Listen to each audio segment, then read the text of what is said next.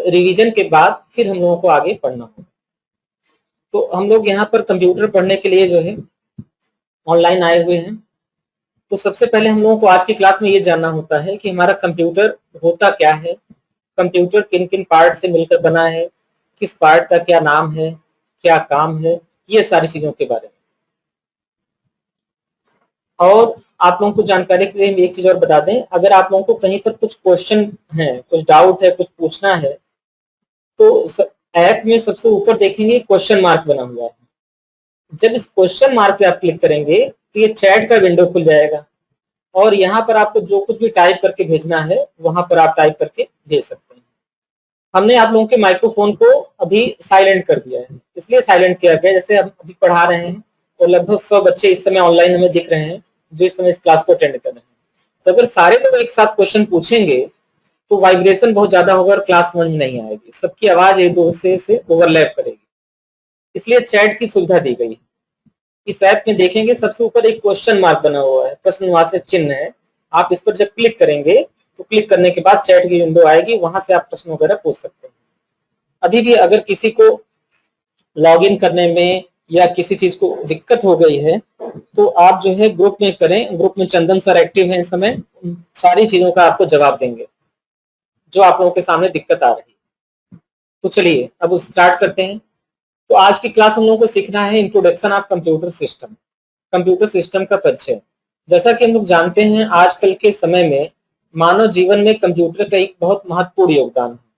हम लोगों के जीवन का कोई ऐसा क्षेत्र नहीं जहां पर हमारा कंप्यूटर का इस्तेमाल ना हो रहा। आप देखेंगे तो हर जगह आपको कंप्यूटर मिलेगा। तो सबसे पहले मैं कुछ आपको एक ओवरव्यू दिख रहा हूँ कंप्यूटर कहाँ कहाँ पर इस्तेमाल होता है, और आप लोगों को ये भी जानने की बहुत जरूरत होगी कि आखिर कंप्यूटर के भीतर ऐसा क्या है कि कंप्यूटर इतना ज्यादा पॉपुलर हो गया है। विद्युत के खोज के बाद कंप्यूटर एक दूसरा आविष्कार है जो सबसे ज्यादा पॉपुलर हुआ है और हम लोगों के लिए आवश्यक भी हो गया है।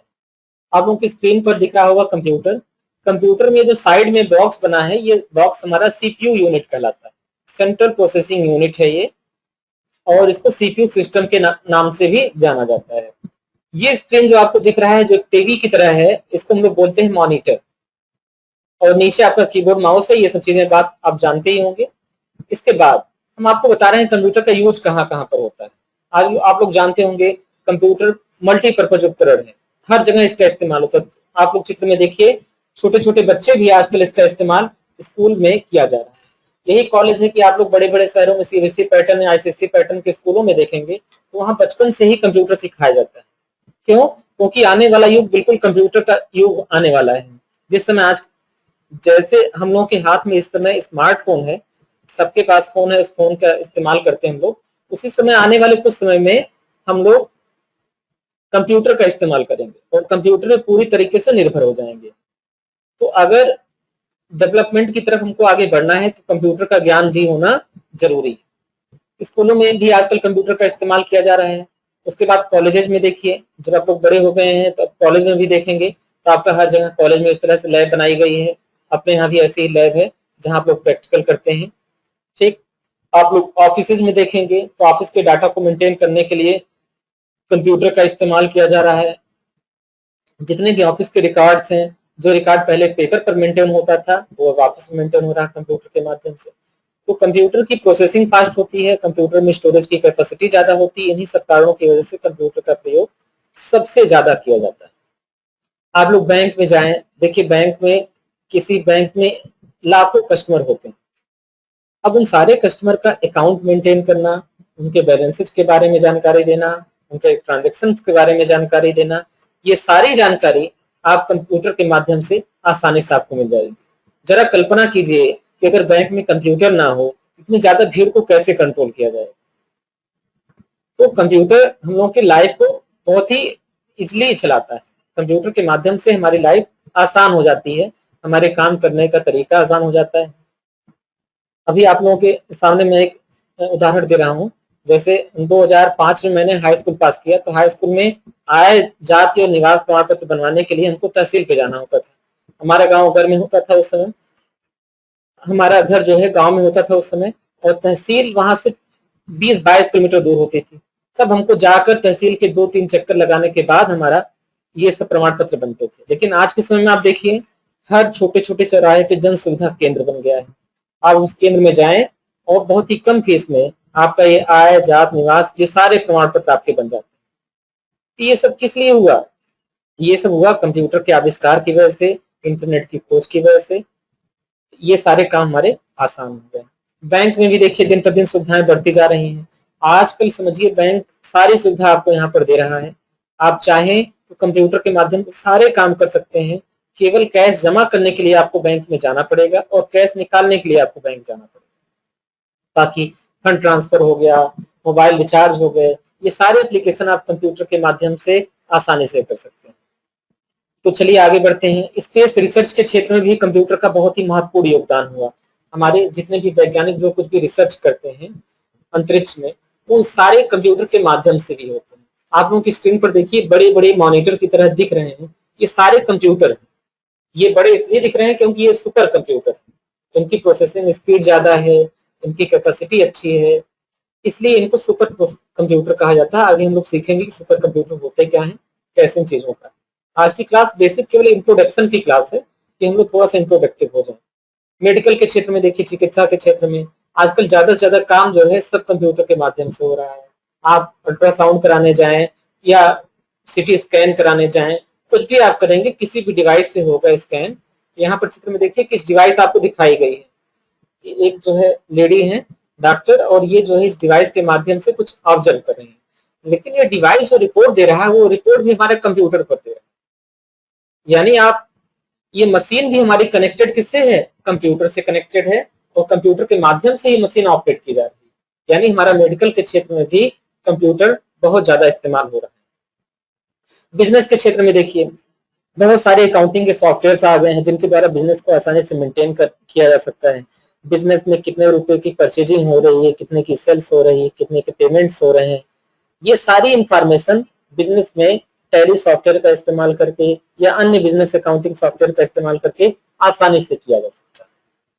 नेक्स्ट आगे आप लोग और देखेंगे तो इंजीनियरिंग के फील्ड में भी आप देखेंगे कंप्यूटर का बहुत आविष्कार हुआ है, बहुत कंप्यूटर का प्रयोग किया जाता है। इंजीनियरिंग के क्षेत्र में हम आपको बताएं कि आप किसी भी सेक्टर में इंजीनियरिंग अगर करेंगे तो उसमें कंप्यूटर का सब्जेक्ट कॉमन होता है। प्रेजेंटेशन आपको कंप्यूटर पे ही बनाना होता है, फाइलें आपको प्रेजेंटेशन के रूप में कंप्यूटर में स्टोर करनी होती है।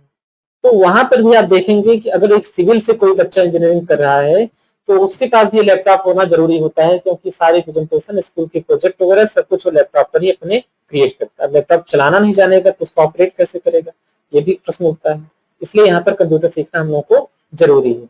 एयरपोर्ट्स पे देखिए कौन सी फ्लाइट की लोकेशन कहाँ पर है, कौन सी फ्लाइट कब आएगी, कितनी डिले है, कितने पैसेंजर हैं, ये सारे रिकॉर्ड हमारे एयरपोर्ट्स पे आप देखेंगे तो कंप्यूटर के माध्यम से आसानी से कंट्रोल किया जाता है। ये जो बड़ी बड़ी एलसीडी की स्क्रीन आपको दिख रही है, ये सारी कहीं ना कहीं कंप्यूटर से ही कनेक्टेड होती है। चलिए आगे रेलवे रिजर्वेशन काउंटर पे भी देखिए, आप लोग यात्रा तो जरूर किए होंगे, ठीक। यात्रा करते समय आप जाएं, अगर रिजर्वेशन काउंटर पे जाएं या टिकट की विंडो पर जाएं तो आपको इस तरह से कंप्यूटर मिलेगा। तो कंप्यूटर का इस्तेमाल वहां पर भी बहुत ही अच्छी तरीके से किया जाता है। तो मानव जीवन का शायद ही ऐसा कोई क्षेत्र हो जो कंप्यूटर से बचा हुआ हो। हॉस्पिटल में देखिए मरीजों का परीक्षण जो किया जाता है वो भी इस तरह से किया जाता है कंप्यूटर पे ही। डिफेंस में देखिए जो हमारा रक्षा मंत्रालय है वो भी इसी तरीके से काम करता है, वहां भी बहुत सारे कंप्यूटर्स लगे गए हैं।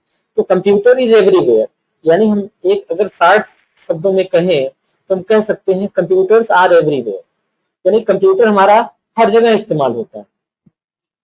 कंप्यूटर को ऐसा नहीं कि सिर्फ पढ़ाई लिखाई के काम आता है, सिर्फ मेडिकल हाल पे आएगा, ये हर जगह काम आता है। दुनिया के हर सेक्टर में हर तरीके से कंप्यूटर का इस्तेमाल किया जाता है। अब आगे बढ़ते हैं। तो अब इस समय हम लोगों के मन में प्रश्न ये उठता होगा कि आखिर कंप्यूटर है क्या? कंप्यूटर आर एवरीवेयर, ये बात समझ में आ रही है, बट हम लोगों को ये जानना जरूरी है कि आखिर कंप्यूटर होता क्या, व्हाट इज कंप्यूटर। तो इस प्रश्न का जवाब हम आप लोगों को दे रहे हैं। देखिए अगर इसको सिंपल शब्दों में समझा जाए तो अलग अलग राइटर्स इसको अलग अलग तरीके से एक्सप्लेन करते हैं, लेकिन हम आपको एक सिंपल तरीके से बताने की कोशिश कर रहे हैं। A computer is an electronic device that perform a variety of operations in accordance with the set of instruction। यानी यूजर के द्वारा दिए जाने वाले निर्देशों के आधार पर कंप्यूटर जो है वैरायटी ऑपरेशन यानी कई प्रकार के कार्य करने में सक्षम होते हैं। कंप्यूटर से केवल जोड़, घटाना, गुणा, भाग, वीडियोज ये सारे ही काम नहीं होते हैं। कंप्यूटर से बहुत प्रकार के काम कर सकते हैं जिन्हें आगे हम स्टेप बाय स्टेप देखेंगे और सीखेंगे। अब अगर इसको हिंदी में सीखें तो हम ये भी कह सकते हैं कंप्यूटर एक ऐसा इलेक्ट्रॉनिक उपकरण है दिए गए निर्देशों के अनुसार कई प्रकार के ऑपरेशन कर सकता है, कई प्रकार की क्रियाएं कर सकता है। और अगर इसको अच्छे से समझना है तो हम ये भी बोल सकते हैं computer is advance electronic device. Computer एक आधुनिक उपकरण है, एडवांस है, दैट टेक रा डाटा, जो रा डाटा को इनपुट के रूप में लेता है। अब यहाँ जो नए बच्चे होंगे उनके सामने ये दिक्कत होगी कि रा डाटा होता क्या है। जो भी फैक्ट होते हैं, जो भी इंफॉर्मेशन होती है वो एक रा डाटा के रूप में होती है। जैसे अगर हमने पूछा कि tell me something about yourself, अपने बारे में बताएं, तो आप क्या बताते हैं? सबसे पहले आप बताते हैं अपना नाम कि sir my name is ABC, जो भी है।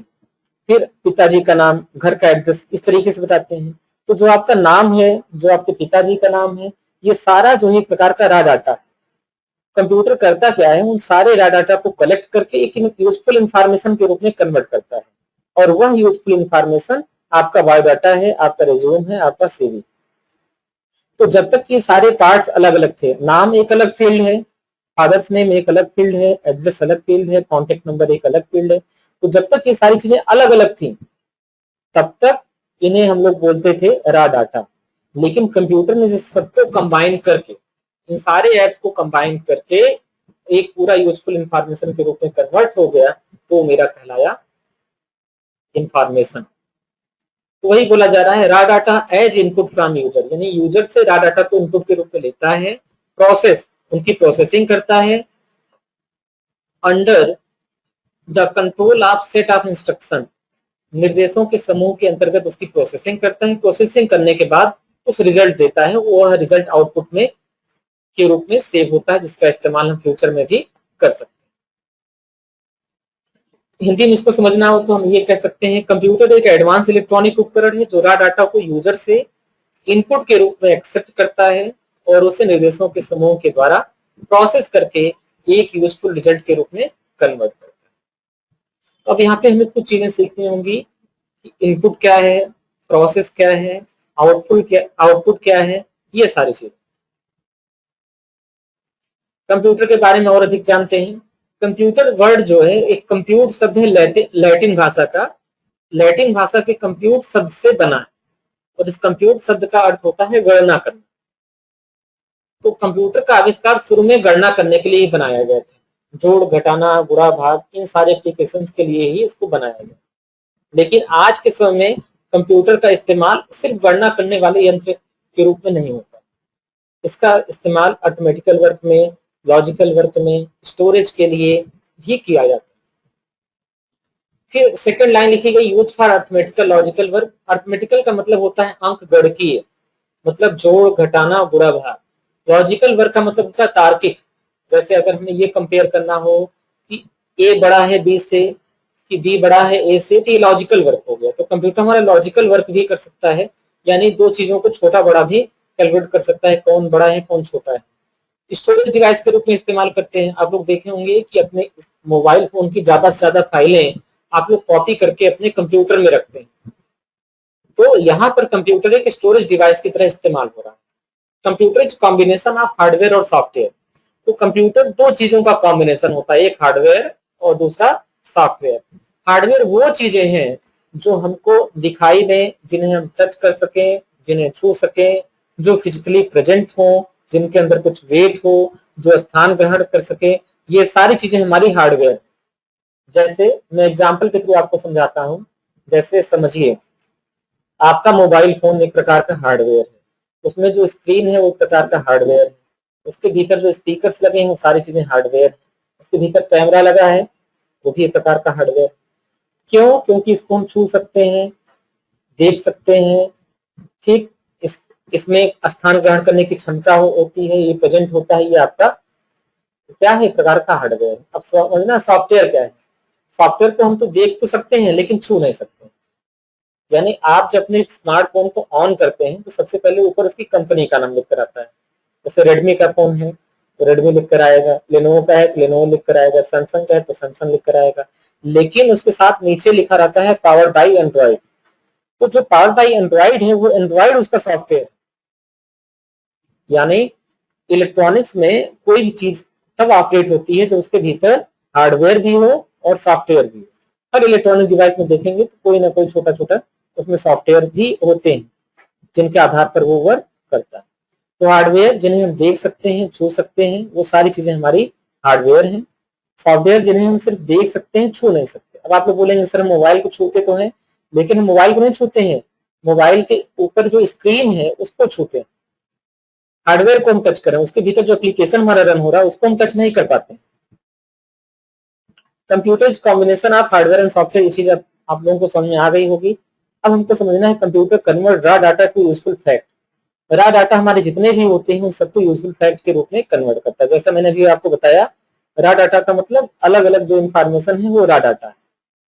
जैसे आपका नाम एक रॉ डाटा है, आपके पिताजी का नाम रॉ डाटा है, घर का एड्रेस रॉ डाटा है, कॉन्टेक्ट नंबर रॉ डाटा है। इन सबको कन्वर्ट कर दिया जाए यूजफुल फैक्ट यानी एक बायोडाटा के रूप में, तो हमारा इंफॉर्मेशन के रूप में कहा जाए। Taking input process and produce output, computer हमारा यूजर से इनपुट लेता है। ऐसा नहीं कि आपने कंप्यूटर ले लिया तो कंप्यूटर सारा काम अपने आप करके दे देगा, नहीं। कंप्यूटर पहले आपसे कुछ इनपुट लेगा, फिर उसकी प्रोसेसिंग करेगा। प्रोसेसिंग करने के बाद आप जैसा उसको निर्देश दें उस निर्देश के अनुसार वो आपको आउटपुट के रूप में रिजल्ट बनाकर देगा। ये सारी चीजें इनपुट, प्रोसेसिंग और आउटपुट के रूप में कन्वर्ट होता है। ठीक है, तो कंप्यूटर में मुख्य रूप से हमें इन्हीं चीजों के बारे में समझना है कि इनपुट क्या है, प्रोसेसिंग क्या है और आउटपुट क्या है। यही सबसे मेन चीज है समझना, इनपुट, प्रोसेसिंग और उसका आउटपुट। ये सबसे इंपॉर्टेंट होता है समझने के। ठीक, यही हमारा मेन चीज है, इनपुट, प्रोसेसिंग और आउटपुट के बारे में समझना। चलिए अब हम लोग थोड़ा सा आगे बढ़ते हैं। आई होप आप लोगों को मेरी बात समझ में आ रही होगी। अगर किसी को कोई भी चीज नहीं समझ में आ रही है तो पूछे, आप लोगों को पूछने में किसी प्रकार की दिक्कत नहीं होनी चाहिए। आप लोग के एप्स में आप लोग ऊपर देखेंगे तो क्वेश्चन मार्क बना हुआ है, जो भी क्वेश्चन आपको टाइप करना है आप उस पर टाइप करें और पूछें और उसका जवाब यहाँ से दिया जाएगा। तो चलिए आगे बढ़ते हैं हम लोग। अब हम लोग को जानना है कि फुल फॉर्म क्या होता है कंप्यूटर। सबसे पहले ये जानना है कि कंप्यूटर का फुल फॉर्म क्या है। तो कंप्यूटर के फुल फॉर्म में आप देखेंगे तो कंप्यूटर हमारा में आने वाला सबसे पहला वर्ड है सी। सी मीन्स होता है कॉमनली। कॉमनली का मतलब होता है सामान्य रूप से। ओ मीन्स ऑपरेटिंग, ऑपरेटिंग का मतलब होता है चलाने योग्य। एम मीन्स मशीन, मशीन का मतलब उपकरण। पी मीन्स पर्टिकुलर, पर्टिकुलर का मतलब विशेष रूप से। यू मीन्स यूज्ड फॉर, प्रयोग के लिए। टी मीन्स टेक्निकल, तकनीक। ई मीन्स एजुकेशन, शिक्षा। आर मीन्स रिसर्च, खोज। ये सबसे आसान डेफिनेशन है कंप्यूटर की। C means commonly, O means operating, M means machine, T means particular, U means used for, T means technical, E means education, R means research. Research का मतलब होता है खोज या शोध। अगर इन सबसे मिलाकर हम कंप्यूटर की डेफिनेशन बनाए तो हम ये कह सकते हैं कि computer is a commonly operating machine which is particular used for technical, education and research. अगर इसको हिंदी में समझा जाए तो हम ये भी कह सकते हैं कि कंप्यूटर सामान्य रूप से चलाने योग्य एक ऐसा उपकरण है जिसका इस्तेमाल विशेष रूप से तकनीकी, शिक्षा और खोज के क्षेत्र में किया जाता है। अब थोड़ा सा हम आगे बढ़ते हैं। जैसे हम लोग एज्यूम करिए कि अगर हम लोग कोई मोटरसाइकिल लेते हैं, कोई बाइक लेते हैं, तो सबसे पहले हमें ये जानना जरूरी होता है कि उसकी कंट्रोलिंग कहाँ से होती है। ठीक उसी प्रकार से अगर आप लोग कंप्यूटर चलाना सीखना चाहते हैं तो सबसे पहले आपको ये जानना होगा कंप्यूटर कंट्रोल कहाँ से होता है। तो कंप्यूटर को कंट्रोल करने के लिए दो चीजें दे रखी हैं आपके कंप्यूटर में। पहली चीज है कीबोर्ड और दूसरी चीज है माउस। इन्हीं दोनों के थ्रू हम कंप्यूटर को कंट्रोल करते हैं। जैसे गाड़ी में क्लच और गियर दे रखा है, उसी तरीके से आपके कंप्यूटर में कीबोर्ड और माउस दे रखा है। यह चित्र में आपके सामने एक कीबोर्ड का चित्र दिया गया है और उसकी सारी कीज के बारे में बताया गया। तो आप ये समझिए, कीबोर्ड के थ्रू हम कंप्यूटर में इनपुट देते हैं। जब तक हम इनपुट नहीं देंगे तब तक कंप्यूटर प्रोसेस करके कोई भी आउटपुट नहीं देगा। अगर कंप्यूटर की प्रोसेसिंग हमको समझनी है तो एक मशीन का उदाहरण हम आपको दे रहे हैं, जो मशीन आप लोग बहुत अच्छे से जानते हैं। ये मशीन है आप लोगों के घरों के आसपास मौजूद होने वाली आटे की चक्की, जिस पर आटा पीसा जाता है। अब आप लोग इस मशीन में देखें कि अगर इस मशीन को गेहूं दिया जाता है तभी वो पीस कर हमको आटा देता है। अगर हम किसी भी मशीन के पास जाएं और बोले हे मशीन देवता, आज की डेट में हम आपको गेहूं नहीं देंगे, क्या हमको आटा मिलेगा? तो मशीन हम आपसे बोलेगी नहीं, आज की डेट में आपको आटा नहीं मिलेगा। अज्यूम करिए ऐसा मशीन बोलेगी, रियल में थोड़ी मशीन बोलेगी, मशीन है तो कहाँ बोल पाएगी। ठीक, तो उसी तरीके से हम समझ सकते हैं कि कंप्यूटर में इनपुट क्या है। तो जो आटे की चक्की में दिया गया है गेहूं, वह एक प्रकार का इनपुट। उस गेहूं को आटे के रूप में कन्वर्ट करने के लिए मशीन में जितना भी काम किया है वह सारा काम प्रोसेसिंग है। तो प्रोसेसिंग होने के बाद जो आटा आपको मिल रहा है, जो रिजल्ट मिल रहा है, वो एक प्रकार का आउटपुट है, वह एक प्रकार की इंफॉर्मेशन। तो कंप्यूटर में जो कुछ भी इनपुट दिया जाता है वह डाटा होता है। उस डाटा को प्रोसेसिंग करने के लिए कंप्यूटर जितना भी काम करता है वो प्रोसेसिंग होती है। अब उससे जो रिजल्ट आपको मिलता है वह हमारा आउटपुट होता है। आई होप इस उदाहरण के द्वारा आप लोग थोड़ी बहुत इनपुट, प्रोसेस और आउटपुट के बारे में समझ गए होंगे। सेम ऐसे हमारा कंप्यूटर भी काम करता है। कंप्यूटर यूजर के द्वारा सबसे पहले कुछ इनपुट लेता है, फिर उस इनपुट को चेंज करता है, प्रोसेस करता है, प्रोसेस करके उसको आउटपुट के रूप में कन्वर्ट करता है, जिससे कि हमारी प्रोसेसिंग होती। तो ये सबसे पहले कीबोर्ड का चित्र दिखाया गया है। इसके बाद ये सेकंड चीज है हम लोगों का माउस। माउस देखिए कई आकार प्रकार के हो सकते हैं, लेकिन बेसिक शेप अगर देखा जाए तो माउस का ऐसे ही होता है। माउस में 3 बटन होते हैं, लेफ्ट बटन, राइट बटन और बीच में स्क्रॉल व्हील, जिसको स्क्रॉल बटन भी बोलते हैं। सुविधा के अनुसार अगर हम माउस को समझें तो माउस हमारा एक PS2 की तरह होता है, जो यहाँ चित्र में दिखाया जा रहा है, और एक माउस हमारा जो होता है वह USB की तरह। तो ये हो गए कीबोर्ड और माउस के प्रकार।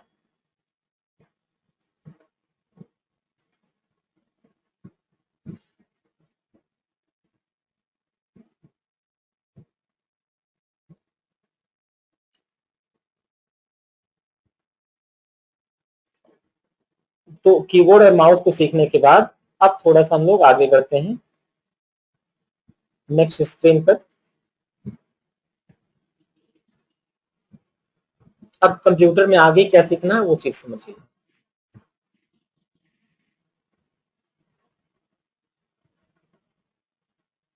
एप्लीकेशंस आपको बताई दिए गए हैं कंप्यूटर के। अब अगला प्रश्न हम लोगों का, व्हाट इज कंप्यूटर? कंप्यूटर क्या है?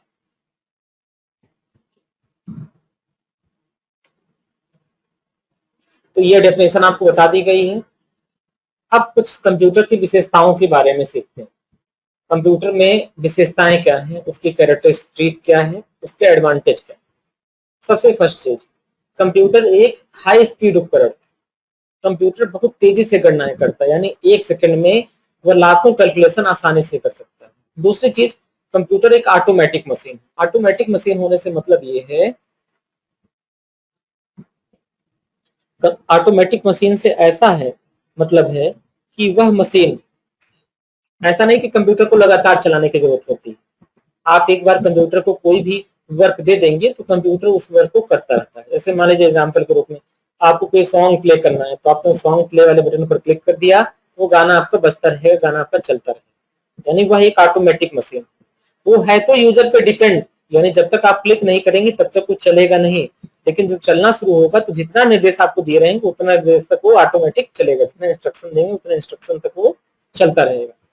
तीसरी सबसे अच्छी बात यह है कंप्यूटर में कि यह एक्यूरेसी के साथ काम करता है, यानी कंप्यूटर में होने वाले काम में कोई गलतियां नहीं होती।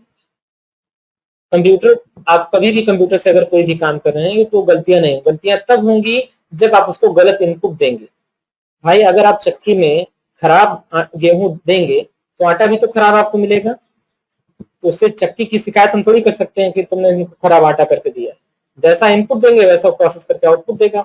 सेम ऐसे अगर कंप्यूटर को हम रॉ इनपुट देंगे तो रॉ आउटपुट ट्रिक के रूप में आएगा। जिस तरीके का हम इनपुट देते हैं हम उसी तरीके का आउटपुट हमको मिलता है। अगली चीज है सिक्रेसी। कंप्यूटर में सिक्रेसी भी बहुत ही इंपॉर्टेंट है।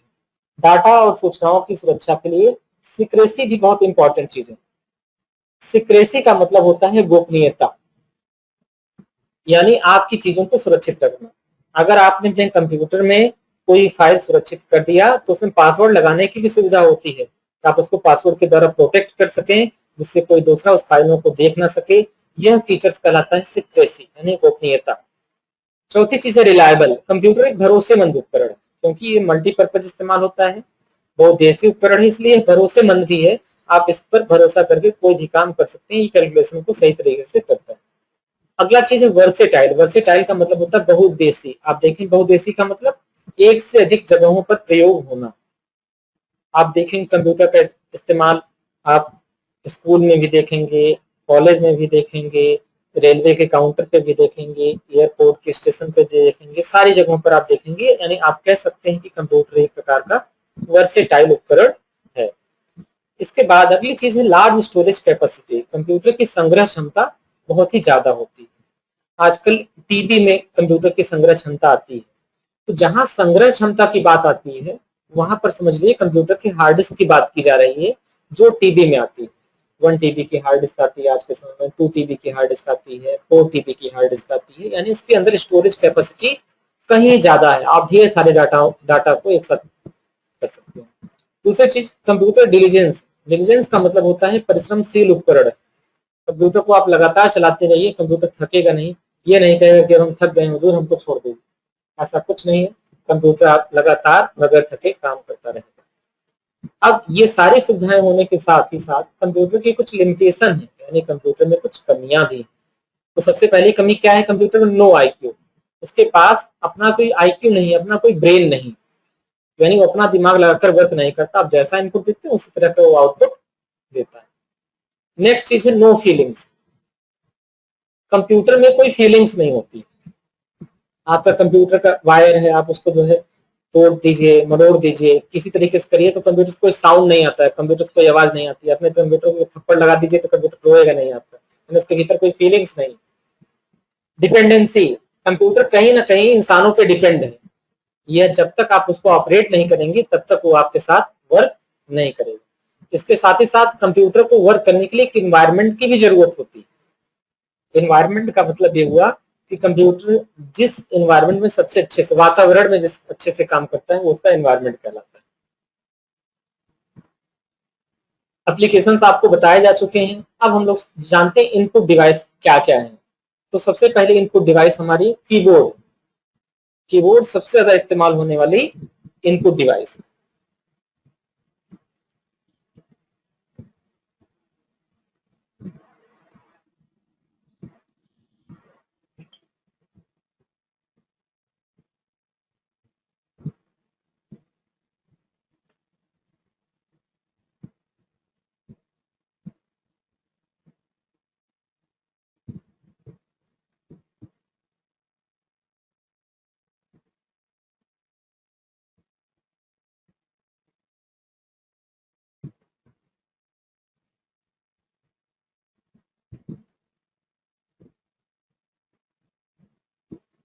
दूसरी सबसे मेन इनपुट डिवाइस है हमारा माउस।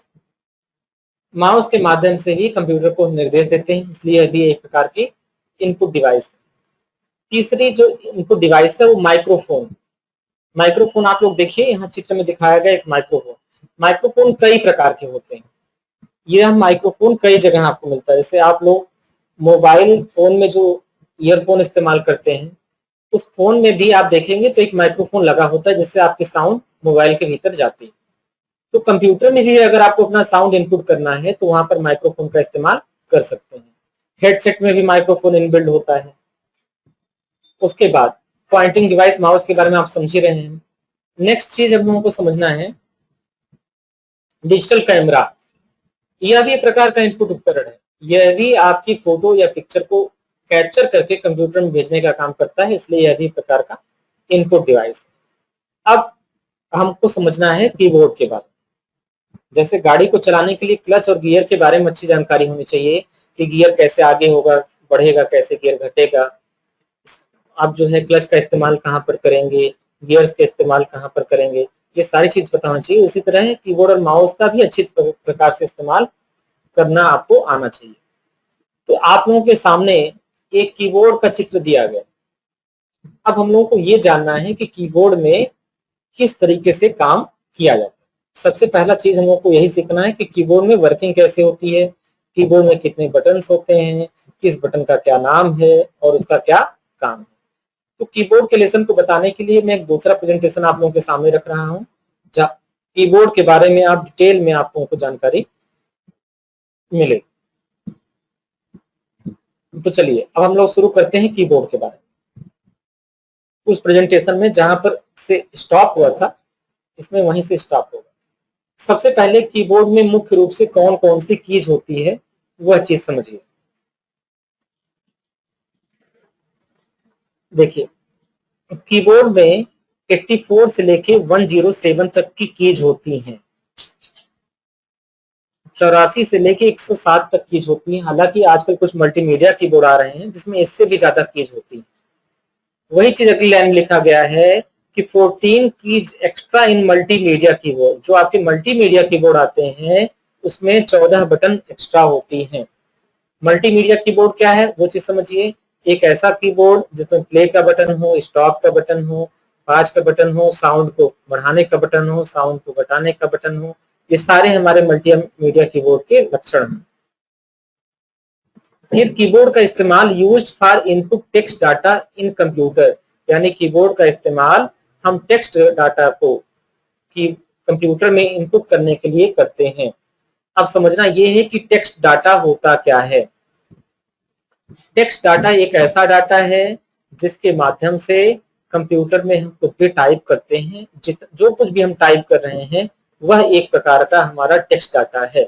जैसे मान लीजिए हमने कंप्यूटर में टाइप किया RAM राम, तो यह जो एक प्रकार का टेक्स्ट डाटा है। अब ये टाइप किससे होगा, कीबोर्ड से होगा। वही लाइन यहाँ पर लिखा गया है कि कीबोर्ड का प्रयोग टेक्स्ट डाटा को इनपुट करने के लिए किया जाता है।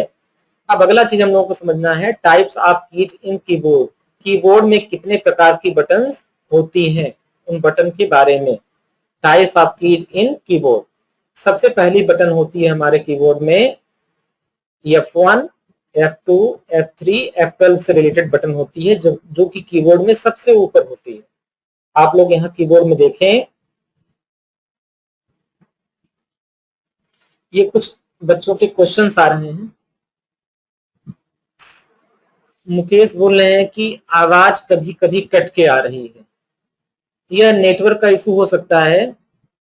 आप थोड़ा सा इस जगह को ध्यान दें जहां पे आवाज आपको साफ मिले। और अगर आपको आवाज कट कट के आ रही है तो आप परेशान होने की जरूरत नहीं है। इस जो भी हम पढ़ा रहे हैं इसकी रिकॉर्डिंग हम लोगों को इसी ग्रुप में आप लोगों के साथ शेयर कर देंगे। आप उस रिकॉर्डिंग को प्ले करके सुन लीजिएगा, आपको सारी चीज क्लियर वहां पर आ जाएगी।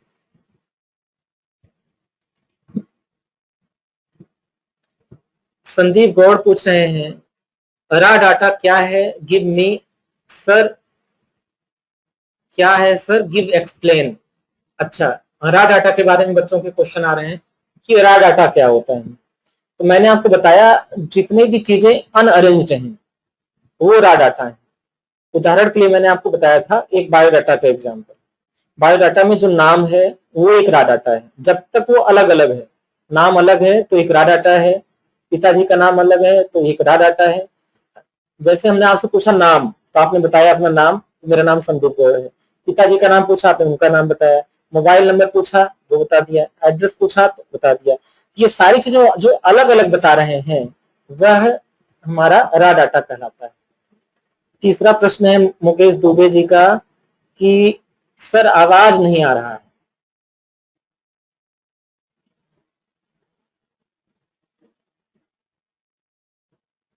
आवाज नहीं आ रहा है इसके लिए आप देखें, हो सकता है फोन में आपके वॉल्यूम का बटन डाउन हो या नेटवर्क आपका ना हो, क्योंकि बाकी लोगों को तो आवाज आ रहा है, यानी यहां से मेरी आवाज तो जा रही है। आप इसको ट्राई करें। और अगर फिर भी आवाज नहीं आएगी तो रिकॉर्डिंग आप लोगों को भेज दी जाएगी। सर कंप्यूटर का फुल फॉर्म, सैयद फहद दिलसाद पूछ रहे हैं सर कंप्यूटर का फुल फॉर्म देखिए। फुल फॉर्म तो ठीक लिखा है।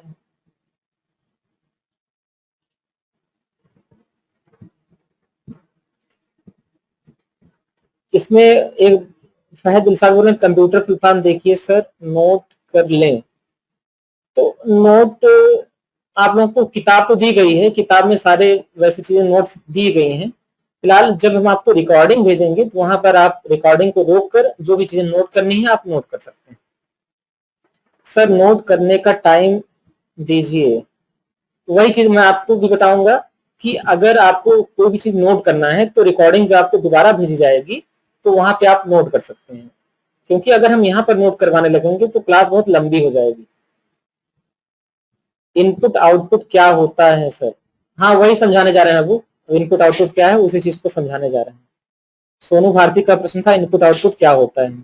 सर जब कंप्यूटर के पास आईक्यू नहीं होती तो चेस खेलते टाइम क्या होता है? वो बहुत स्पीड से खेलता है हमारे साथ।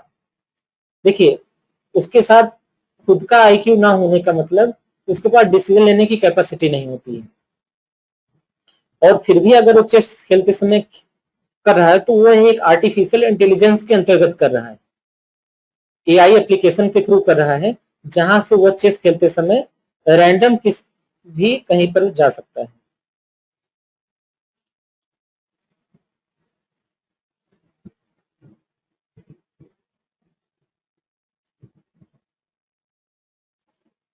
अरुण सिंह बोले हैं सर रिकॉर्ड वीडियो ग्रुप में सेंड कर दीजिए। ठीक है भेज दिया जाएगा। स्क्रीनशॉट ले सकते हैं आप, बिल्कुल ले सकते हैं। आर के राजा बोल रहे हैं कि सर जी रिकॉर्डिंग भेज लीजिएगा, हम लोग नोट्स बना देते। ठीक है नोट्स भेज दिए, रिकॉर्डिंग भेज दिया जाएगा आप लोगों के साथ, कोई दिक्कत नहीं है। चलिए आते हैं अपने टॉपिक पे वापस। तो मैं आपको ये बता रहा था कि कंप्यूटर में जो फंक्शन की होती हैं वो F1 से लेके F12 तक की फंक्शन कीज होती हैं, यानी 1 से लेके 12 तक की फंक्शन कीज होती हैं। दूसरी चीज अपने कंप्यूटर में न्यूमेरिक कीपैड भी होते हैं। जो साइड में कीपैड दिए जाते हैं वो कीपैड आपके न्यूमेरिक कीपैड कहलाते हैं। जैसे ये सेक्शन देखेंगे आप तो आपको समझ में आ जाएगा न्यूमेरिक कीपैड क्या है। नेक्स्ट चीज सिंबल कीज क्या है। ये जो सिंबल कीज है, जो एक्सक्लेमेशन मार्क है, एट द रेट है, हैज है, डॉलर है, परसेंटेज है, ये सारे हमारे सिंबल कीज हैं। अल्फाबेट कीज कौन कौन से हैं?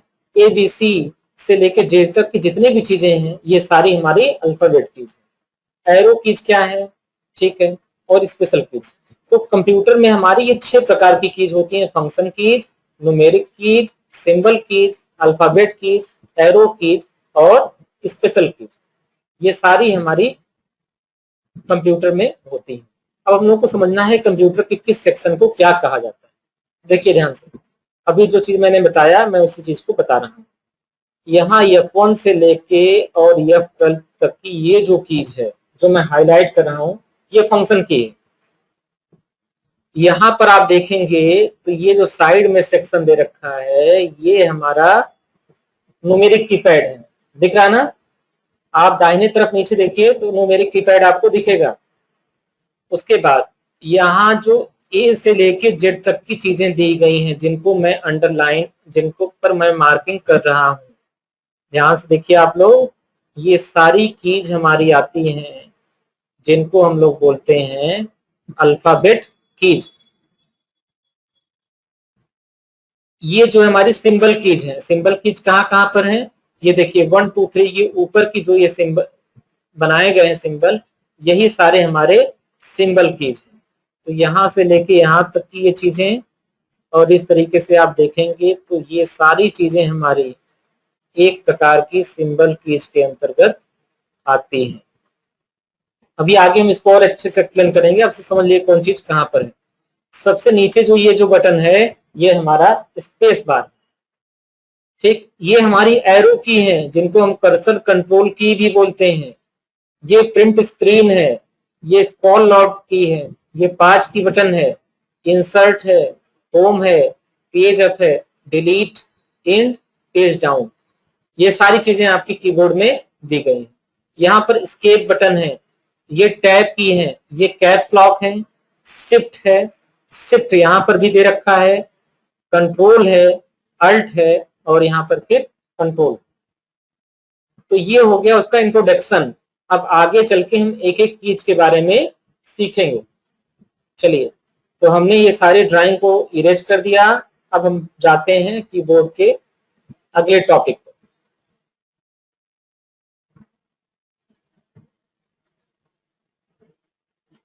अब सबसे पहले आपको फंक्शन कीज दे रखी है, यहाँ कुछ छोटा छोटा आपको दिख रहा होगा, तो उसमें परेशान होने वाली कोई बात नहीं। मैं आपको पढ़ पढ़ के सारी चीजें समझा दे रहा हूँ, आपको सब चीज समझ में आ जाएगी। सबसे पहले ध्यान से बातें सुनिए आप। फंक्शन कीज क्या है? इन्हें प्रोग्रामेबल कीज भी कहा जाता है। कीबोर्ड में 12 फंक्शन कीज होती हैं जो F1 से लेके F12 तक होती हैं। इनका प्रयोग अलग अलग एप्लीकेशन के साथ अलग अलग किया जाता है। यानी किस फंक्शन की का काम क्या है वह डिपेंड करता है कि आप अपने लैपटॉप या कंप्यूटर में कौन सा सॉफ्टवेयर इस्तेमाल कर रहे हैं। वो सॉफ्टवेयर टू सॉफ्टवेयर भी अलग अलग काम कर सकते हैं। सबसे पहली फंक्शन की होती है F1 की। यहाँ पर देखिए लिखा है F1 की।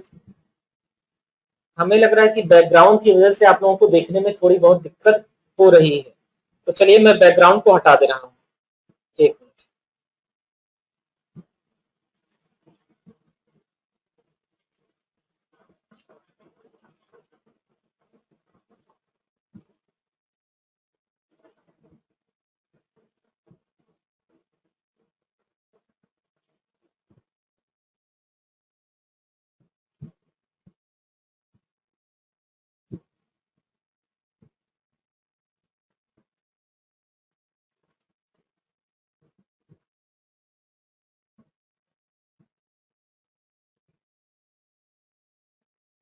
अब देखिए, देखने में थोड़ी बहुत हेल्प मिल रही होगी।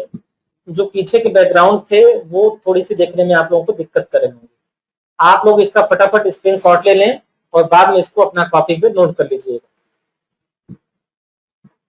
मोबाइल में अपने फोन में इसका स्क्रीनशॉट ले लें, बाद में आप इसको नोट कर लीजिएगा कॉपी में अपने। देखिए ध्यान से।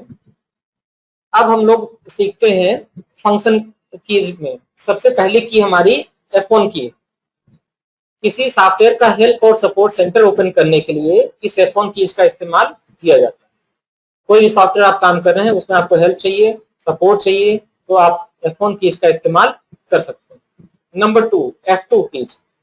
F2 का इस्तेमाल किया जाता है किसी फोल्डर को रीनेम करने के लिए या फिर कंप्यूटर में बायोस ओपन करने के लिए भी इस फोल्डर का इस्तेमाल, F2 की का इस्तेमाल किया जाता है। जैसे देखिए, मैंने विंडो के साथ डी बटन प्रेस कर लिया तो मेरा ये डेस्कटॉप पर छुप गया। अब हम अपने डेस्कटॉप पर जाते हैं। अब जैसे मान लीजिए कि यह एक फोल्डर है। अब इस फोल्डर को अगर हमें रीनेम करना है तो हम यहाँ पर जैसे F2 बटन दबाएंगे तुरंत ही रीनेम होने का ऑप्शन आ जाएगा। तो ये इस्तेमाल हो गया F2 की। जैसे हम यहाँ पर F2 बटन दबाएंगे ये हमारा रीनेम हो जाएगा। ठीक, F2 की का यही इस्तेमाल हो है कि आप इसको किसी फोल्डर को रीनेम कर सकते हैं, किसी फाइल को भी रीनेम कर सकते हैं। जैसे मान लीजिए कि हमारी एक फाइल है, सबसे लास्ट में देखिए वायरस एंटीवायरस लिखा गया है। अब इसको आप रीनेम करना चाहें तो कीबोर्ड से F2 बटन दबाएंगे तो यहाँ रीनेम का ऑप्शन आ गया। अब आप जो भी टाइप करेंगे वो इस फाइल का नाम हो जाएगा। ठीक, तो हम इसको वापस लिख दे रहे हैं वायरस एंड एंटीवायरस। तो ये हो गया F2 बटन का प्रयोग। अच्छा, F1 का इस्तेमाल मैंने आपसे बताया था हेल्प के लिए।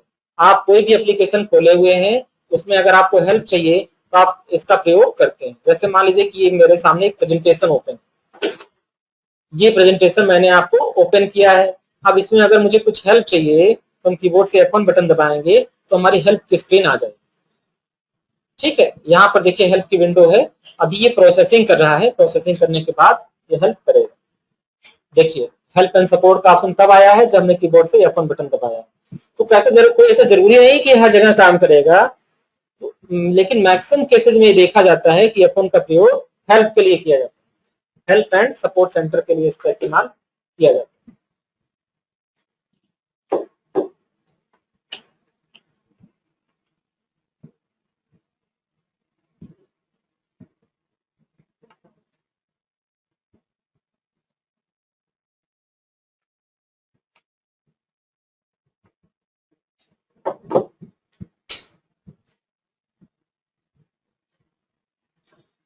तो यहां तक चीजें आपको समझ में आ गई।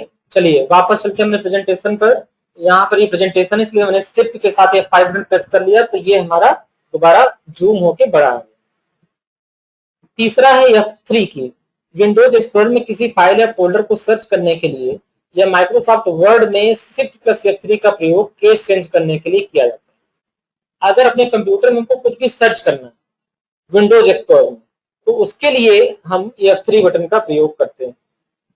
इसको देखिए कैसे ये काम होगा। दोबारा हमने इसको मिनिमाइज कर लिया। अब हमने अपने कंप्यूटर को ओपन कर लिया।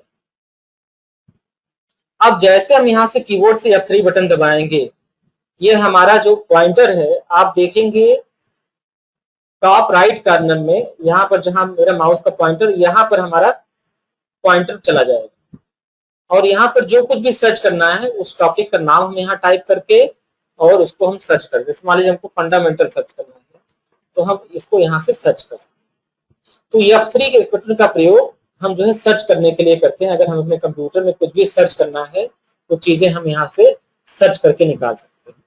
दोबारा देखिए, दिस पीसी पर क्लिक करिए, F3 बटन दबाइए, जो चीज सर्च करना है उस चीज को टाइप करिए। आप अपने कंप्यूटर में टाइप करिए। टाइप करने के बाद जब एंटर करेंगे तो चीज सर्च होकर आपके सामने आ जाएगी। यह इस्तेमाल हुआ F3 बटन का। चलिए अब F3 के बाद हम लोग फिर आगे बढ़ते हैं। अब हम लोग को समझना है F4 की के बारे में। तो F4 की क्या करता है, अल्ट के साथ अगर F4 की का हम प्रयोग करते हैं तो जितने भी एक्टिव प्रोग्राम होते हैं वो क्लोज हो जाते हैं। और सबसे अंत में डेस्कटॉप को बंद करने के लिए, वेब ब्राउजर और करंट ब्राउजर को भी बंद करने के लिए इसका इस्तेमाल किया जाता है। कोई भी एप्लीकेशन हमारे सामने चल रहा है, मुझे उसको बंद करना है, तो हम अल्ट के साथ F4 बटन दबाएंगे तो बंद हो जाएगा। ये मैं बंद करके नहीं दिखा रहा हूँ क्योंकि मुझे भी आगे पढ़ाना भी है, इसलिए। उसके बाद नेक्स्ट है F5 कीज। F5 कीज क्या करता है, करंट विंडो, जो विंडो आपकी खुली हुई है, फोल्डर, वेब पेज के कंटेंट को रिफ्रेश करने के काम होता है। जैसे मान लीजिए आप इंटरनेट पे कुछ सर्च कर रहे हैं और सर्च करने के बाद वो चीजें आपको दिख नहीं रही, वो चीज आपके सामने आ नहीं रही है, प्रॉपर लोड होकर नहीं आ रही है, तो वहां पर आप कीबोर्ड पर जब F5 बटन प्रेस करेंगे तो ब्राउजर आपका रीलोड होगा। जैसे अगर मान लीजिए कभी कभी नेटवर्क स्लो रहता है तो चीजें हमारे सामने आती नहीं है, वह वेब पेज में अगर कुछ टेक्स्ट है तो वो हाइड हो जाते हैं, कुछ इमेजेस हैं तो छुप जाते हैं। उनको अगर हम दोबारा देखना चाहें तो हम F5 बटन दबाते हैं। जैसे F5 बटन दबाते हैं हमारा ब्राउजर रीलोड हो जाता है, ब्राउजर एक बार दोबारा। ठीक, इस ऑप्शन का प्रयोग आप मोबाइल में कैसे करते हैं, मोबाइल में आप स्क्रीन पर ऐसे ड्रैग करते हैं ब्राउजर के स्क्रीन पर तो पेज रीलोड हो जाता है, लेकिन कंप्यूटर में F5 बटन दबाएंगे तो आपका रीलोड हो जाएगा, पेज आपका रिफ्रेश हो जाएगा। चलिए फिर फोल्डर वेब पेज के कंटेंट को रिफ्रेश करना है, इसके लिए भी इसका F5 बटन का प्रयोग किया जाता है। इसको भी एग्जांपल के द्वारा समझिए। चलिए हमने एक यहाँ पर राइट क्लिक किया, डेस्कटॉप पर न्यू के ऑप्शन पर गए और न्यू के ऑप्शन पे जाने के बाद हमने फोल्डर के ऑप्शन को क्लिक करके एक फोल्डर बनाया। ठीक, मैं यहाँ पे साइड में कर दे रहा हूँ जिससे आपको दिखाई दे।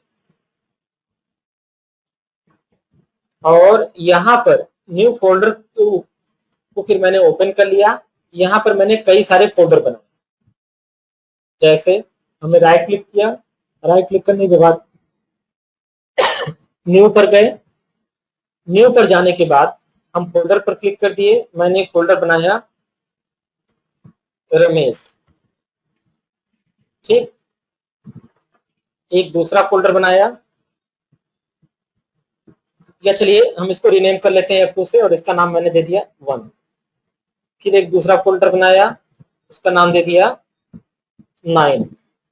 फिर एक तीसरा फोल्डर बनाया और इसका नाम दे दिया हमने 5। अब देखिए अभी तो ये 1 ऊपर है, 9 बीच में है, 5 बाद में, लेकिन जैसे हम कीबोर्ड से 5 बटन दबाएंगे तुरंत ये अरेंज हो जाएगा, यानी इसके जो कंटेंट थे वो रिफ्रेश हो गए। तो 1 के बाद 5 आ गए, 5 के बाद 9 आ गया। चलिए एक और प्रैक्टिकल कर लेते हैं। हमने राइट क्लिक किया, एक फोल्डर बना दिया मैंने आपको बताने के लिए। इस बार फोल्डर मैंने बनाया 4, 4। अब हम जानते हैं 4 जो है 1 और 5 के बीच में आना चाहिए, तो जैसे यहाँ पर F5 बटन दबाएंगे ये 1 और 5 के बीच में आ जाएगा, यानी कंटेंट को रिफ्रेश कर दिया। वही चीज में बोला जा रहा है कि एक फोल्डर को भी रिफ्रेश करने के लिए इसका इस्तेमाल किया जा रहा है। तो आते हैं हम लोग वापस अपने स्क्रीन पर।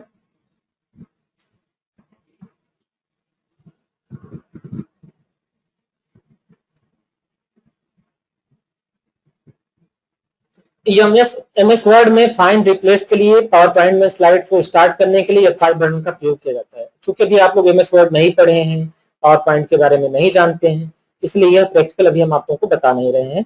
आगे जब आप एमएस वर्ड पढ़ेंगे, पावर पॉइंट पढ़ाया जाएगा, तो ये चीज वहां पर F5 बटन का इस्तेमाल करना आप सीख जाएंगे।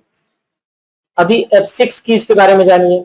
वेब ब्राउजर में के एड्रेस बार पर जाने के लिए कुछ लैपटॉप में वॉल्यूम को कम करने के लिए भी इसका इस्तेमाल किया जाता है। कुछ लैपटॉप में लैपटॉप के वॉल्यूम आवाज को घटाने बढ़ाने के लिए इसका इस्तेमाल किया जाता है, और अगर कोई वेब ब्राउजर इस्तेमाल कर रहे हैं तो एड्रेस बार में जाने के लिए इस्तेमाल किया जाता है। चलिए, हमारा ये हमने क्रोम बटन पर क्लिक किया, ये ब्राउजर हमारा खुल गया, इसी को बोलते हैं वेब ब्राउजर, इसको सिंपली आप ब्राउजर भी कहते हैं। अब ये ब्राउजर का एड्रेस बार, हम यहाँ पर देखें, हो सकता है हमारा माउस कुछ हाईलाइट हो,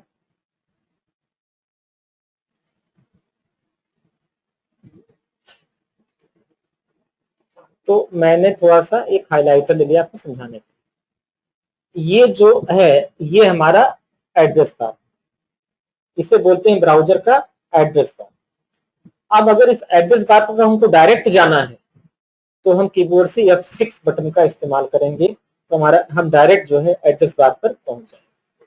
देखिए,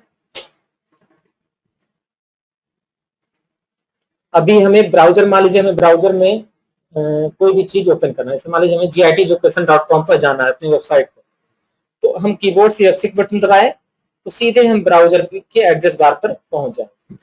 अब यहाँ पर हम जो भी टाइप करेंगे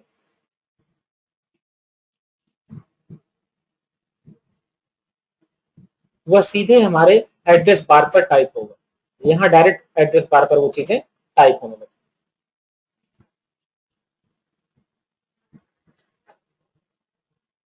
इस तरीके से,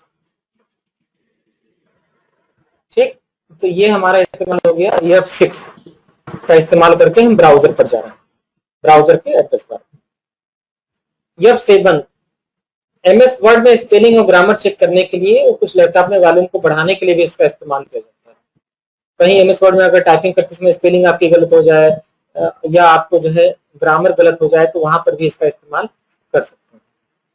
या फिर विंडो को सेव कोड में बूट कराने के लिए एमएस वर्ड में सिलेक्शन एक्सटेंड करने के लिए भी इसका इस्तेमाल किया जाता है। चलिए, अच्छा, एमएस वर्ड के बारे में थोड़ा सा हिंट दे रहे हैं।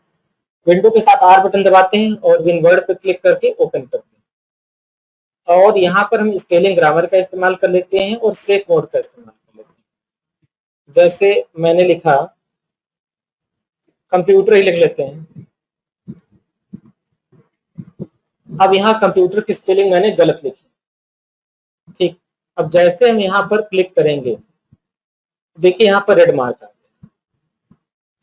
अब आप कीबोर्ड से जब F7 बटन दबाएंगे तो ये बताएगा कि कंप्यूटर की स्पेलिंग क्या आपने टाइप की है और क्या स्पेलिंग होनी चाहिए, वो सजेशंस में आपको दिखाई देता है। और अगर आप इसको चेंज करना चाहें तो आप इसको चेंज के बटन पर क्लिक करके चेंज भी कर सकते हैं, उससे कंप्यूटर की स्पेलिंग आपकी चेंज हो जाएगी। स्पेलिंग ग्रामर चेक करने के लिए F7 का इस्तेमाल किया जाता है। चलिए, हम कुछ टेक्स्ट लेकर यहाँ पर आते हैं। कुछ टेक्स्ट लाने के लिए हमने इक्वल टू बटन प्रेस किया, RAND लिखा, ब्रैकेट को ओपन एंड क्लोज कर दिया और एंटर कर दिया, कुछ टेक्स्ट कंटेंट हमारे सामने आ जाते हैं।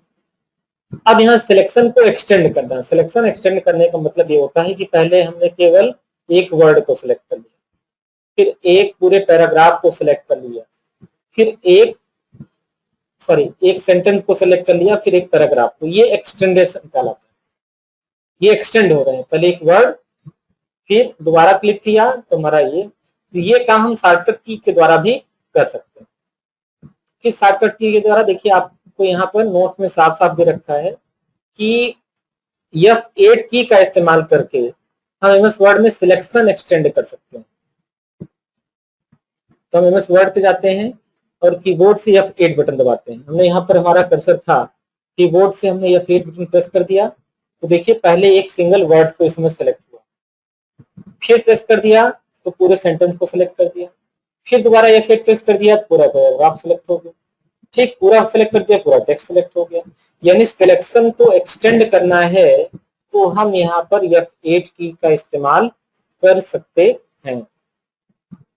F9 कुछ लैपटॉप में बूट मेनू ओपन करने के लिए MS वर्ड में फील्ड अपडेट करने के लिए इसका इस्तेमाल किया जाता है। अभी ये नहीं समझ पाएंगे क्योंकि फील्ड अपडेट करना मेल मर्ज का एक पार्ट।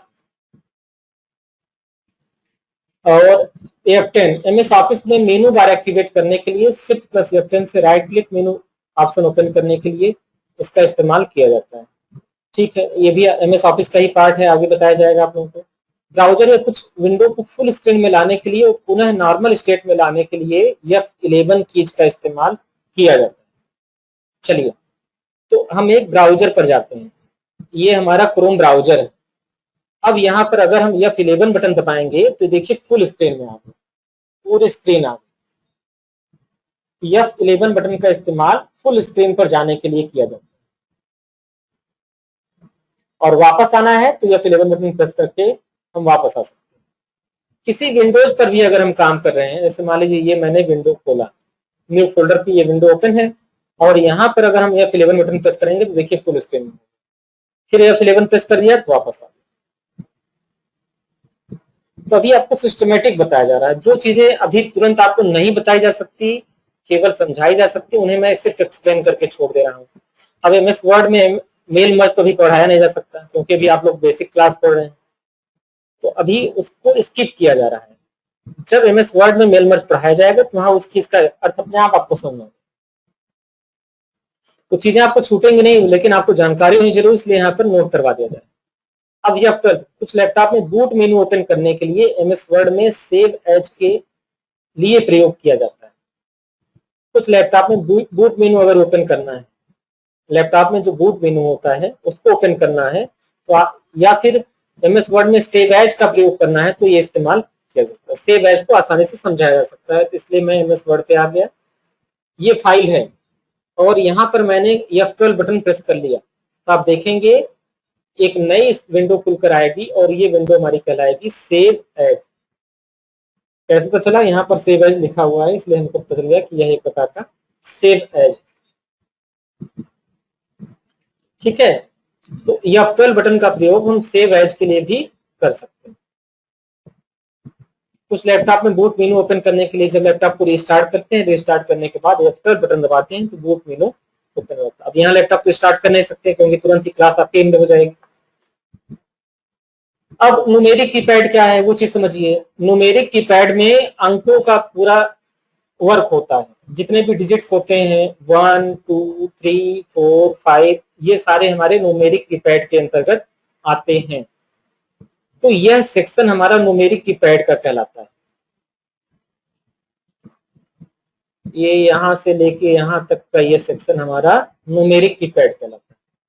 कुछ नंबर्स आपको कीबोर्ड में फंक्शन की के जस्ट ऊपर भी दिए रहते हैं, यह भी नंबर्स आपको न्यूमेरिक ही हैं, लेकिन न्यूमेरिक कीपैड इस सेक्शन को बोला जाता है। इसमें सबसे पहला ऑप्शन यहाँ पर दिख रहा है आपको नमलॉक। जब नमलॉक बटन को प्रेस करेंगे तो यहाँ पे जो नमलॉक वाली बत्ती है ये जल जाएगी, एलईडी ये जल जाएगी। उसके बाद ये सारे नमलॉक आपके वर्क करेंगे। इस बात का आपको विशेष ध्यान रखना है। अक्सर काम करते समय ये गलती हो जाती है कि नमलॉक हम लोग दबाते नहीं है और सीधे 1 2 3 4 टाइप करना शुरू करते हैं और वो चीजें नहीं टाइप होती तो हम कहते हैं कि हमारा कीबोर्ड खराब हो गया। नहीं, हम नमलॉक को दबाएंगे, ये बत्ती जलेगी, उसके बाद ही ये सारा सेक्शन वर्क करेगा। ये जो सिंबल है ये डिवाइड के लिए होता है, भाग के लिए होता है। आपके कंप्यूटर में भाग देने के लिए कहीं इस प्रकार का सिंबल नहीं होता है जो मैथ में आपको दिया जाता है। ये सिंबल आपको भाग में कहीं नहीं मिलेगा। जहां पर भी आपको भाग करना है, डिवाइड करना है, वहां पर इसी सिंबल का इस्तेमाल किया जाता है और इस सिंबल को बोला जाता है कंप्यूटर में फॉरवर्ड स्लैश। ये हमारा फॉरवर्ड स्लैश है, ठीक, जिसका इस्तेमाल भाग के लिए किया जाता है, डिवाइड करने के लिए। कंप्यूटर में गुणा करना है, कहीं पर मल्टीप्लिकेशन करना है तो ये सिंबल आपको कहीं नहीं मिलेगा। उसके लिए आपको यहाँ पर स्टार का ये सिंबल इस्तेमाल करना है। कंप्यूटर में भाग करना घटाना है तो माइनस का सिंबल आपको यहाँ पर ये दिखेगा, ये है आपका माइनस का सिंबल। कंप्यूटर में अगर कुछ जोड़ना है तो प्लस का सिंबल आपको यहाँ पर दे रखा है। ये इंटर की बटन आपको सुविधा के लिए यहाँ पर भी दे रखी है। ये सारे हमारे डिजिट्स दे रखे हैं, 0 दे रखा है, 1 2 3 4 5 6 7 8 9, ये सारे हमारे अंक भी यहाँ पर लिख रखे हैं। ये हमारे एरो कीज दे रखे हैं, ये top arrow, bottom arrow, left arrow, right arrow. इसको कंट्रोल पैनल से एक्टिवेट करना पड़ता है, तब ये सारे एरोज हमारे काम करेंगे, जिससे हम विंडोज 10 के लेसन में सीखेंगे कि कंट्रोल पैनल का इस्तेमाल करके हम कीबोर्ड को माउस के रूप में कैसे इस्तेमाल कर सकते हैं। तो ये हो गई हमारे बटन्स के परिचय, न्यूमेरिक कीपैड के बारे में। अब हम लोग सिलेबस को और आगे बढ़ाते हैं।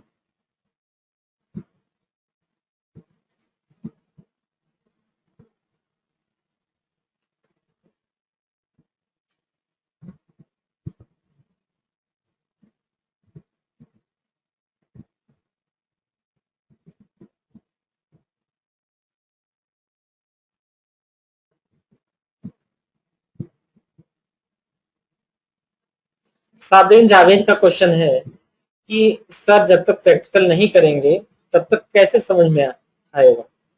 उसका आंसर ये है कि देखो बच्चा, इस समय लॉकडाउन चल रहा है।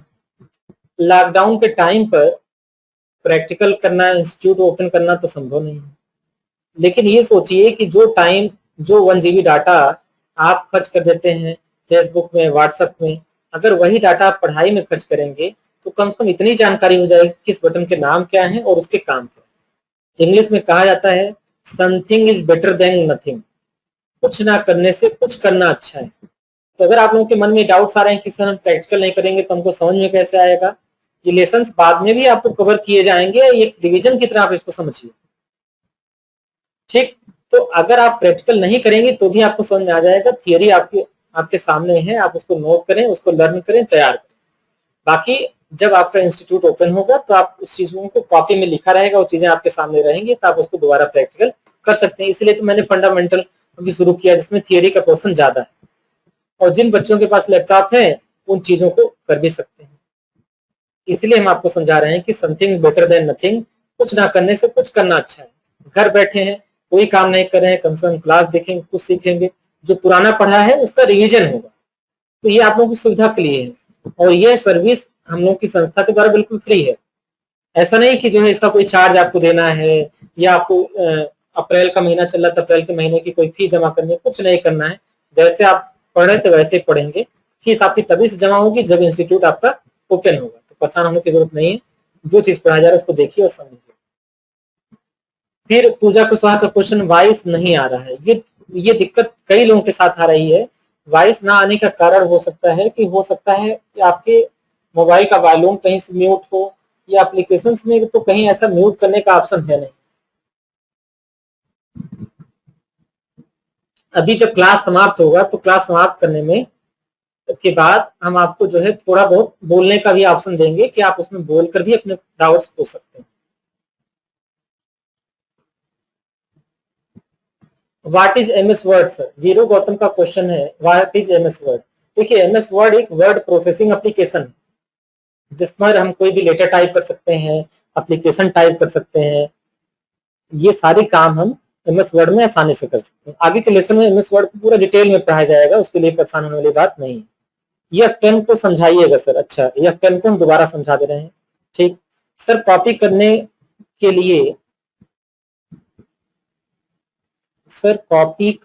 लिए, आप लोग थोड़ा सा 1 मिनट समय दें, हमारे लैपटॉप की जो बैटरी थोड़ी सी लो हो गई, उसकी चार्जिंग हम लगाते हैं, फिर उसके आगे की क्लास बताएं।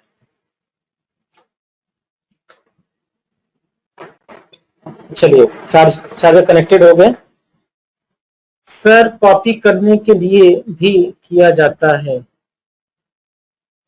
क्या F8 की? F8 की का इस्तेमाल कॉपी करने के लिए नहीं, कॉपी करने के लिए नहीं करता। कॉपी करने के लिए तो कंट्रोल C का इस्तेमाल ज्यादा किया जाता है। चलिए और आगे क्वेश्चन देखते हैं बच्चों के।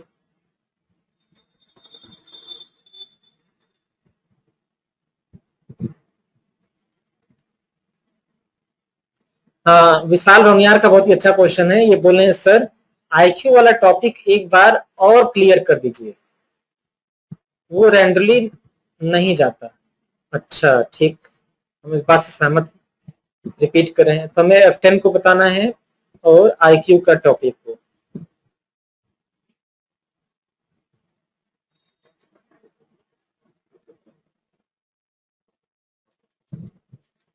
वीरू गौतम बोल रहे हैं कि जो है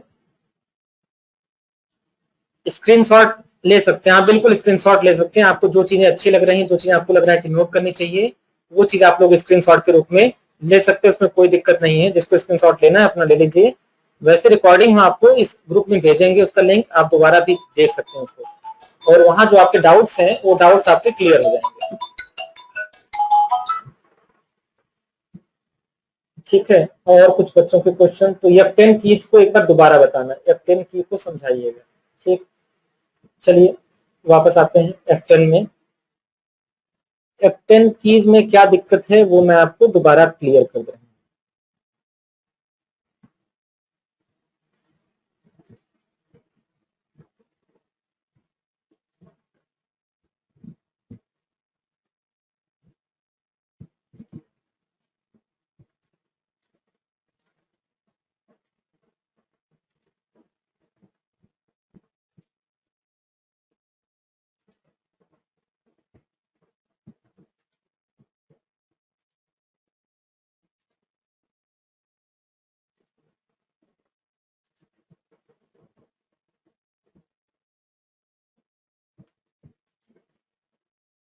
देखिए ये F10 कीज के बारे में, MS ऑफिस में मेनू बार एक्टिवेट करने के लिए F10 का इस्तेमाल किया जाता है।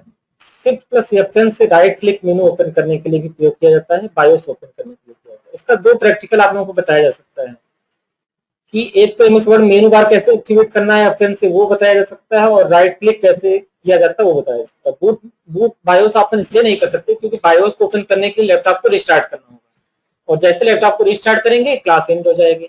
तो दो चीज हम F10 के बारे में बता दे रहे हैं। तो चलिए F10 में हम दो चीजों के बारे में सीखते हैं। तो पहले चलते हैं MS वर्ड में।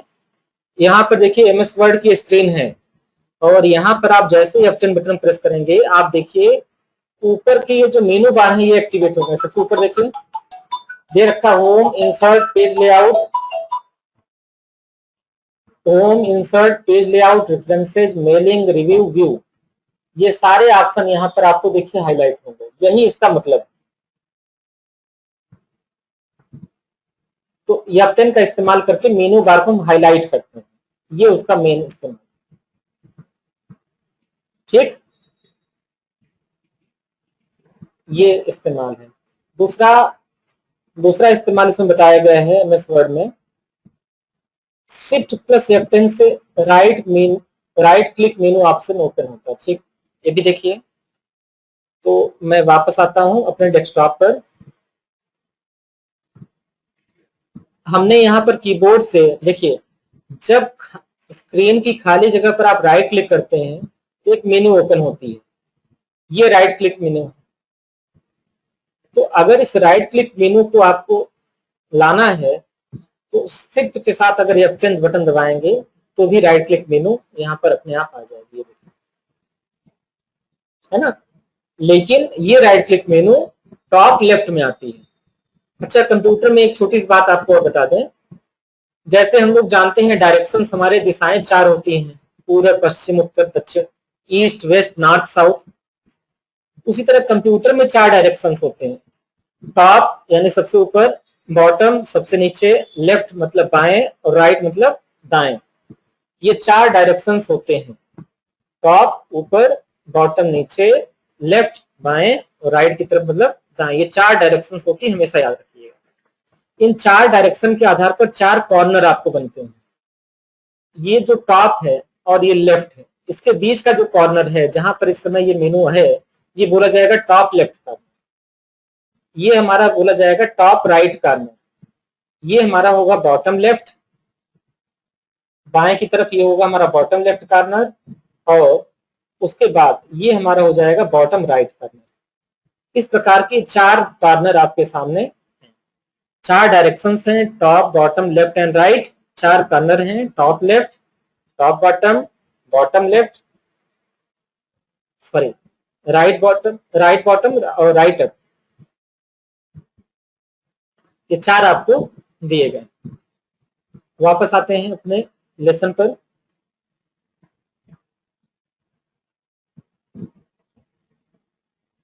चलिए टॉपिक को थोड़ा सा और आगे बढ़ाते हैं। कर्सर कंट्रोल के लिए 4 कीज आपको दे रखी है कीबोर्ड में। जो सबसे ऊपर की की है ये हमारा कहलाता है अप एरो, ये हमारा है डाउन एरो, ये हमारा लेफ्ट एरो है और ये हमारा right arrow. Top arrow, bottom arrow, left arrow and right arrow, ये 4 हमारे कहलाते हैं कर्सर कंट्रोल की। Top, bottom, left and right, इन्हें एरो कीज भी बोला जाता है और कर्सर कंट्रोल कीज भी बोला जाता है। इनका इस्तेमाल कहां पर होता है वो भी देखें। हम एमएस वर्ड के एप्लीकेशन पर जाते हैं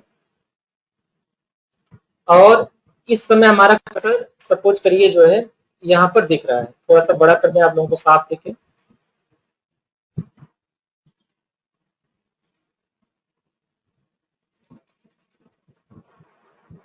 देखिए हमारा कर्सर इस समय यहां पर है, डेट पर दिख रहा सबको।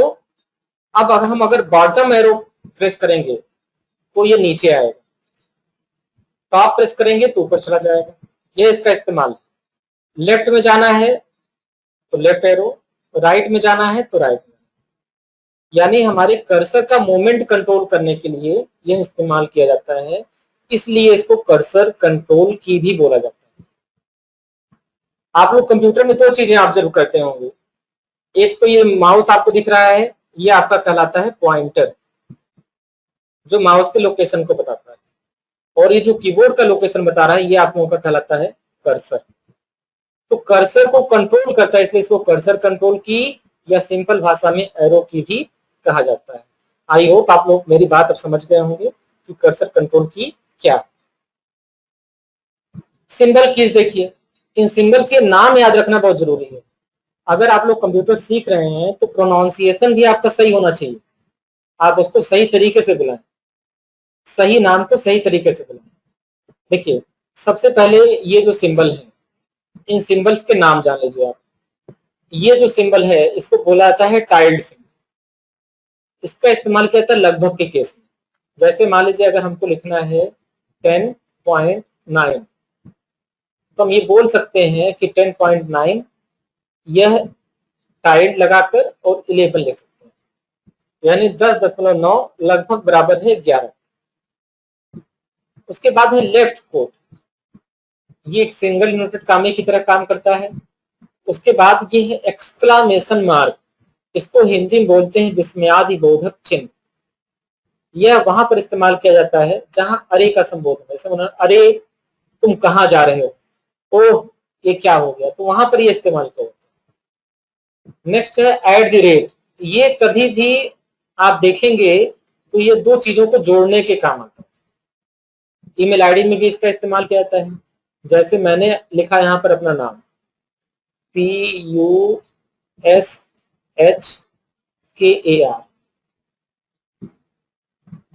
ठीक, और यहाँ पर मैंने एट द रेट का सिंबल लगा दिया और यहाँ पे मैंने लगा दिया GIT।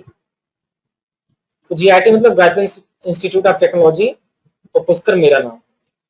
तो यह जो है इसको आपस में जोड़ने का काम करता है, यानी यह व्यक्ति इस संस्था से जुड़ा हुआ, इसका रिप्रेजेंटेशन ये हुआ। अब इसका इस्तेमाल आप कहाँ पे देखते होंगे, जैसे ईमेल आईडी है तो ईमेल आईडी में आपका नाम होता है फिर @gmail, यानी आपका अकाउंट जीमेल के साथ। हमने इस तरीके से लिख दिया AC@3400। ये माउस से लिखते हुए नहीं बन रहा है, इसके लिए ग्राफिक टैबलेट होता तो अच्छा होता। यानी एक एसी की कीमत 34,000 रुपये, इसका मतलब ये इन दोनों को आपस में जोड़ रहा है कि एसी की वैल्यू है। तो हमें लग रहा है कि एट द रेट शब्द आपको समझ में आ गया। हैश की आप जानते हैं, पहले के समय कीपैड फोन भी आप लोग इस्तेमाल करते हैं, तो हैश की जो है फंक्शंस को कंट्रोल करने के लिए काम आता था। ये सिंबल डॉलर कहलाता है। डॉलर का मतलब होता है, अमेरिका की करेंसी आप देखिए वो डॉलर, उसको एक सिंबल उन्होंने दे रखा है। ठीक, अब यहाँ पर अगला ये है परसेंटेज का साइन, इससे आप परिचित हैं पहले से। ये आपका कैरेट का सिंबल है, इसे अपवर्ड सिंबल भी बोला जाता है। जैसे अगर मान लीजिए हमको लिखना है 10 टू द पावर 5, तो कंप्यूटर में अगर इसको लिखना चाहें तो हम लिखते हैं 10 कैरेट सिंबल और 5, तो ये इसके इक्विवेलेंट है।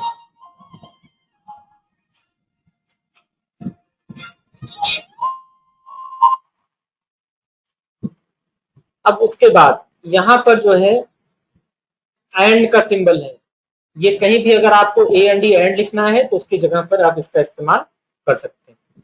ये एस्ट्रिक है, यानी गुणे का सिंबल। ठीक, तो ये सारे सिंबल्स आपको नाम याद रखना चाहिए, किसको क्या बोला जाता है, ये चीजें आपको क्लियरली पता होना चाहिए। तो चलिए मैं सारी चीजों को हटा के फिर आगे बढ़ते हैं।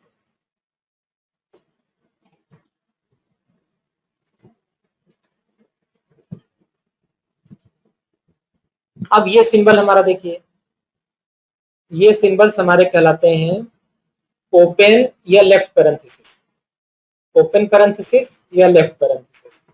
ये सिंबल हमारा कहलाता है क्लोज पैरेंथेसिस। ये सिंबल हमारे हाइफन के कहलाते हैं। ये सिंबल हमारे अंडरस्कोर है। ये हमारा प्लस का साइन है। ये हमारा इक्वल टू का साइन है। इसे हम बोलते हैं लेफ्ट ब्रेसेज या ओपनिंग ब्रेसेज। ये सिंबल हमारा राइट ब्रेसेज है। ये हमारा ओपन ब्रैकेट्स है और ये हमारा क्लोज ब्रैकेट। ठीक, तो ये left parenthesis, right parenthesis, hyphen, underscore, plus symbol, equal to, left braces, right braces, open bracket and close bracket.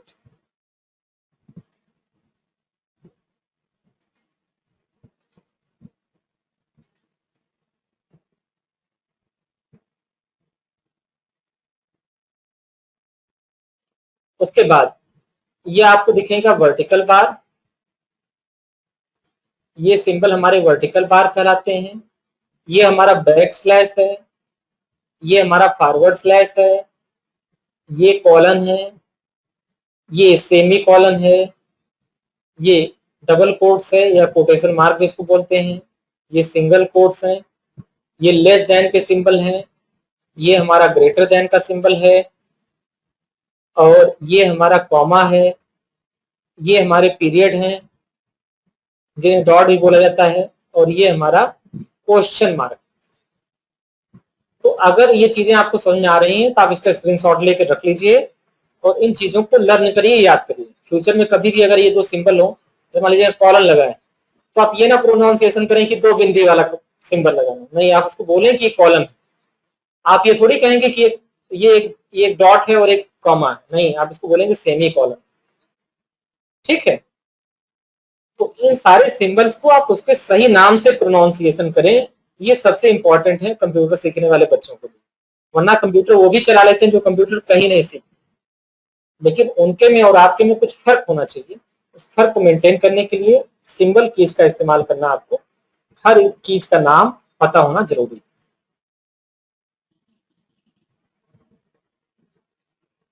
तो चलिए नेक्स्ट सेशन को आगे बढ़ाते हैं हम लोग।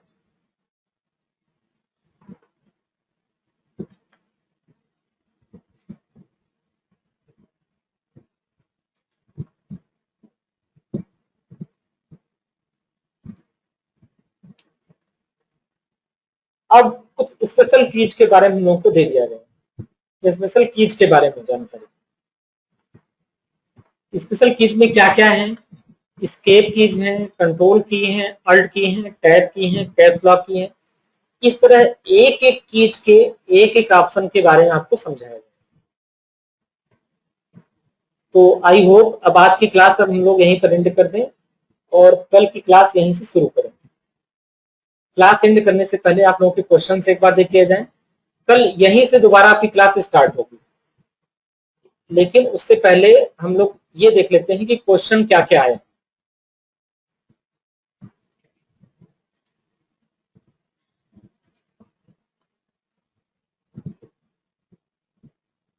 अभी तो रिसेंट में कोई क्वेश्चन नहीं दिखा। हाँ, क्वेश्चन सीवा खातून ने पूछा है कि सर लेफ्ट फोर्ट का यूज कहाँ होता है। ठीक, सैयद फाद दिलसाद पूछ रहे हैं सर हम लोग का अटेंडेंस भी होगा क्या। हाँ बिल्कुल होगा, अटेंडेंस क्यों नहीं होगा, जब पढ़ाई हो रही है तो अटेंडेंस भी होगा। फिर उसके बाद यह पेन का प्रयोग कॉपी करने के लिए भी किया जाता है क्या। ठीक, तो इस बातों का जवाब दें। देखिए क्लास डिजिटल चल रही है, ऑनलाइन चल रही है, अटेंडेंस भी आप लोगों की ऑनलाइन लग जाएगी। हमारे पास ऐसी रिपोर्ट्स आती हैं, उस रिपोर्ट्स में ये पता चल जाता है कि कौन सा बच्चा कितने बजे लॉग इन किया, फिर कितने देर बाद वो ऑफलाइन हो गया, फिर दोबारा कब आया, कब लॉग इन किया। तो डेट वाइज अटेंडेंस के साथ ही साथ टाइम वाइज अटेंडेंस भी ऑटोमेटिक मेंटेन हो जाता है, और उसको हम एक्सेल में डाउनलोड करते हैं। इससे पता चलता है कि आज की क्लास में कितने लोग पढ़े हैं, कितने लोग 1 घंटे की क्लास में आधे घंटे पढ़े हैं, फिर आधे घंटे व्हाट्सएप पर चले गए हैं। ये सब चीजें यहाँ पर पता चल जाता है। तो चलिए आप बताते हैं, सीवा का क्वेश्चन है कि सर लेफ्ट फोर्ट का यूज कहाँ होता है। चलिए लेफ्ट फोर्ट के बारे में बता दिया जाए, और किसी का कोई क्वेश्चन हो तो आप टाइप करके भेजें जिनसे उन क्वेश्चनों का जवाब दिया जाए। यहाँ बहुत सारे बच्चों के क्वेश्चन आते हैं, तो अगर आपका कोई क्वेश्चन छूट गया हो जो मैंने आज की क्लास में पढ़ा ना हो, तो आप उसको दोबारा टाइप करके भेज दें, उस क्वेश्चन का आंसर हम यहाँ पर दे दें। लेफ्ट फोर्ट का यूज कहाँ होता है, चलिए इस क्वेश्चन को बताया जाए। वापस आते हैं हम लोग।